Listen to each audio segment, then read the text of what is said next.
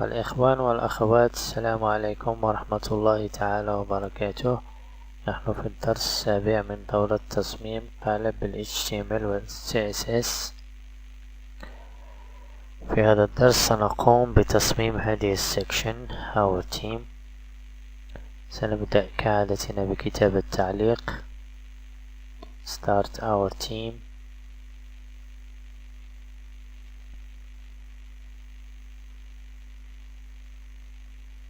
ثم End Our Team.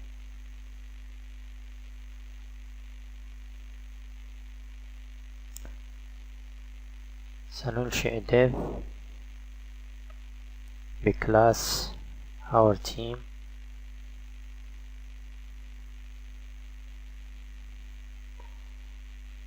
ثم نضع div بكلاس Container،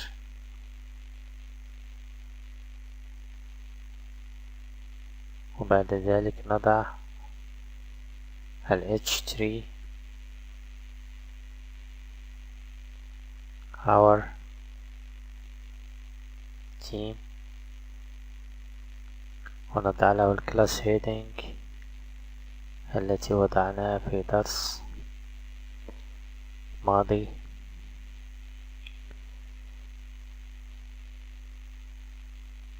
div class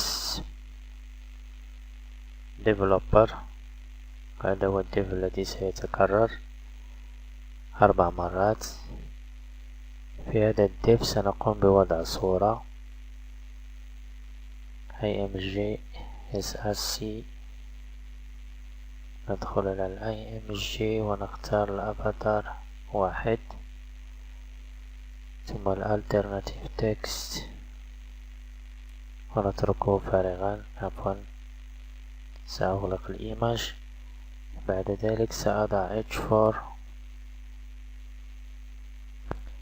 في H4 سأكتب أول اسم،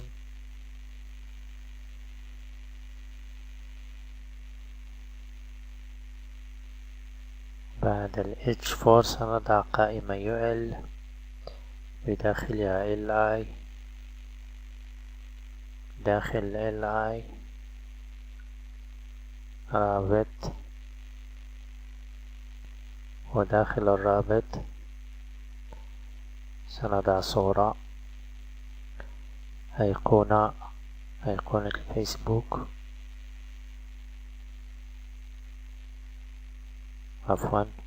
img، ثم أيقونة الفيسبوك،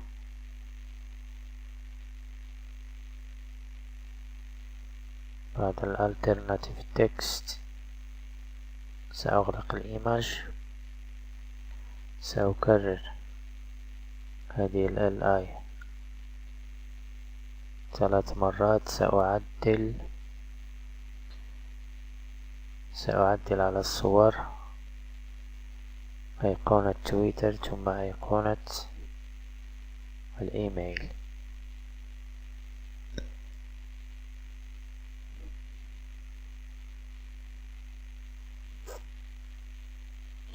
إذن سأقوم بتكرار هذا الdiv.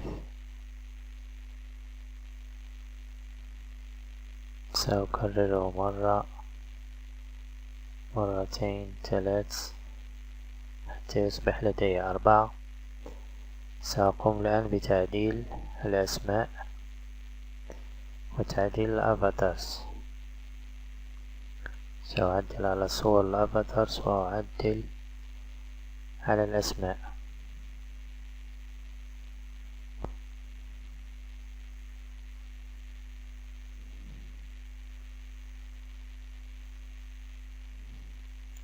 الأفاتار الثاني أو الثالث،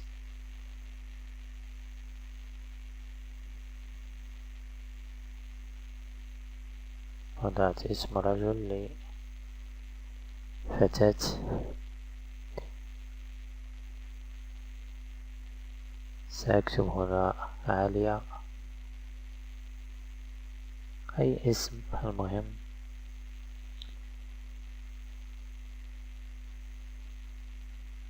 الأفاتار الرابع أيضا فتاة، سأقوم بوضع اسم فتاة.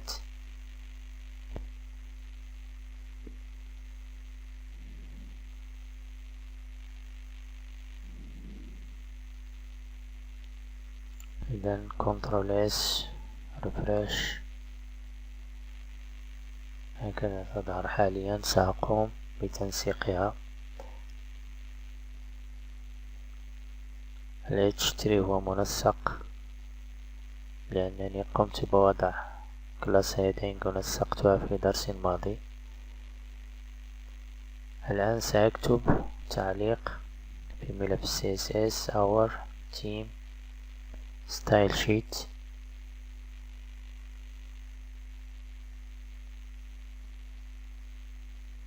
dot our team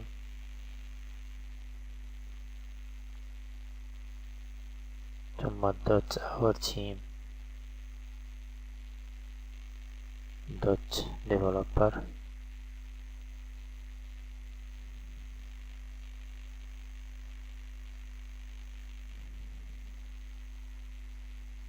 ثم أكتب dot developer img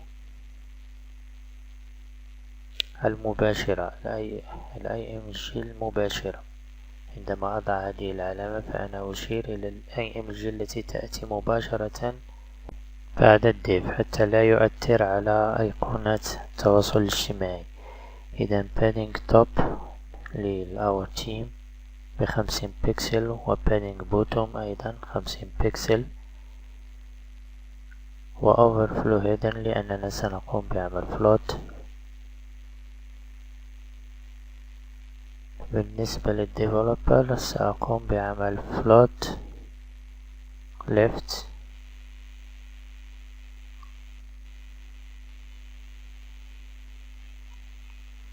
وأيضا width 23% ومارجن 1%.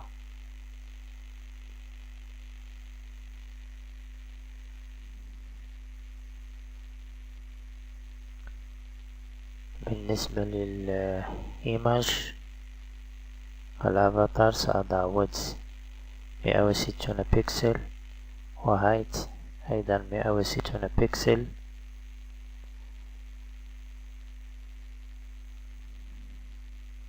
بعد عمل ريفرش سأستكمل التنسيق من الانسبكت element. إذا الويدث وهايت 160 بكسل، بوردر راديوس 80 بكسل حتى تظهر على شكل دائرة، 80 بكسل أو 50% لا فرق. سأضع بوردر 5 بكسل سوليد باللون الأبيض، طبعا لن يظهر، ولكن بعد أن أقوم بوضع بوكس شادو سيظهر البوردر.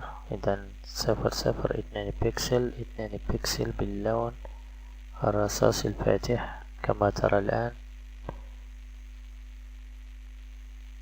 يظهر بشكل أفضل.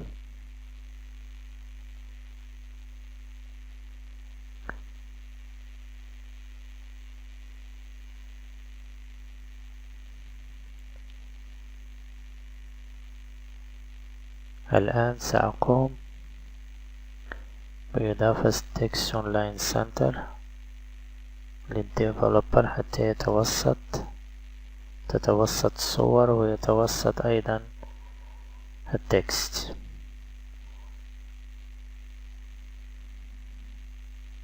إذا الأمر الآن لتنسيق ال H4.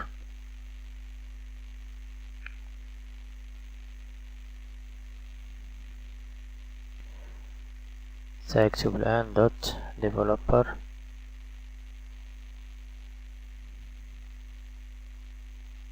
H4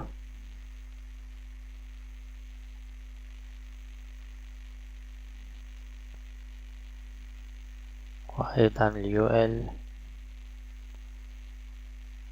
ثم UL LI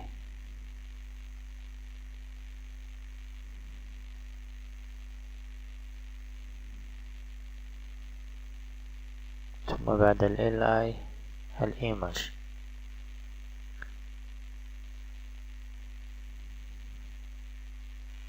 واحتاج أيضا إلى تنسيق الإيمج في حالة الهوفر والفوكس.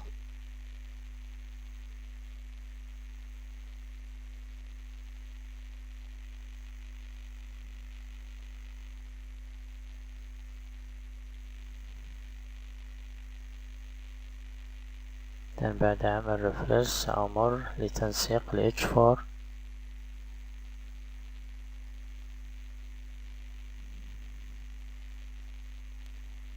سأكتب text transform uppercase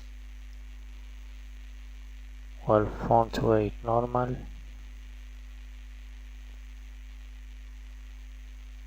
والcolor 666 وأيضا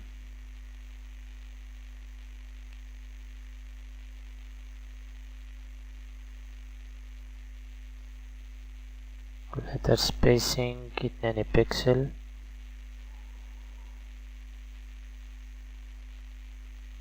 ثم أنسخ التنسيق وأضعه في الملف. بالنسبة للUL لديها بادينج افتراضي سأقوم بإزالته. بادينج 0 والليست ستايل نان لإزاحة النقط. ثم overflow hidden لأنني سأقوم بعمل float للLIs.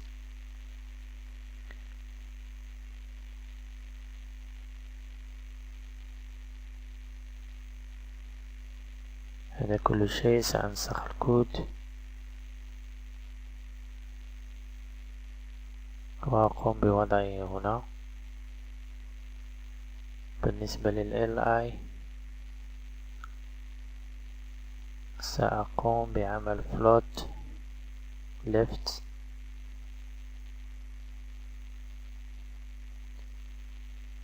ثم width 30 بكسل.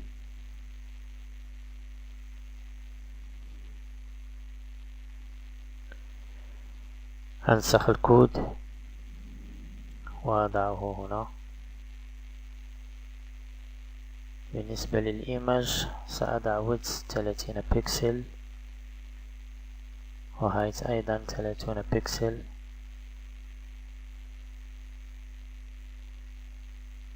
ريفرش.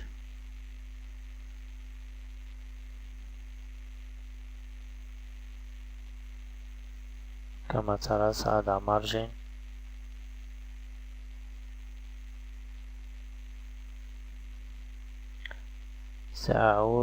سأضع مارجن بينها 5 بكسل.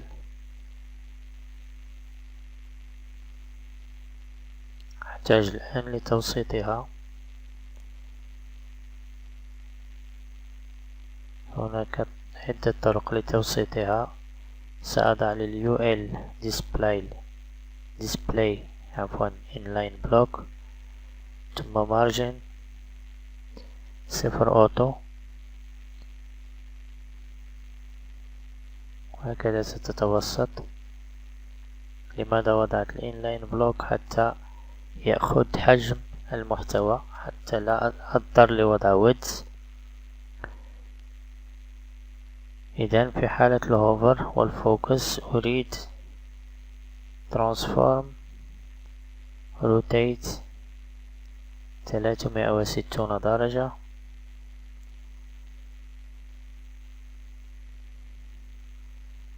وسأضع transition حتى لن يظهر بتاتا. في حالة بدون transition لن يظهر.